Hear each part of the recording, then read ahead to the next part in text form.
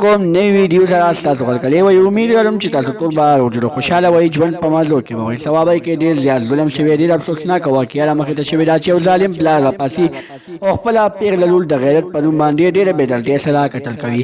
اخر پیغله لور داسې کم کارونه کړي او داسې کم حرکتونه یې کړي چې پلار له یې دومره غوسه وربسته چې خپله پیغله لور د غیرت په نوم باندې ډیره بېدلتیا سره قتل کړه.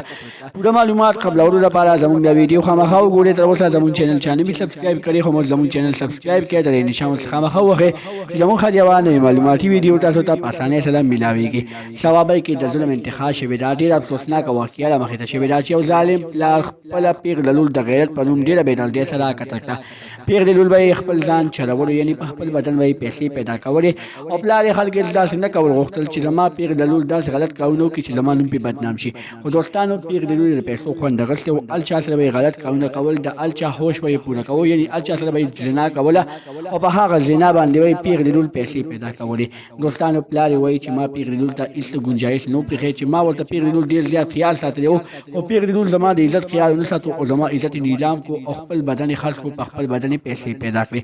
الله تعالی دې داسې بچي چالم نه ورکوي. پلار یې ډېر زیات جاري وایي ما ډېر غلط ظلم کړی دی خو ما نور څه کولی و زما لور زما په عزت باندې بار بار حملې کولې. د نورو معلوماتي ویډیوګانو لپاره زموږ چینل سبسکرایب کړئ. تر دې نشان څخه خامخا وغواړئ چې زموږ خبرونه معلوماتي ویډیو تاسو ته په اسانۍ سره ملاويږي. والسلام.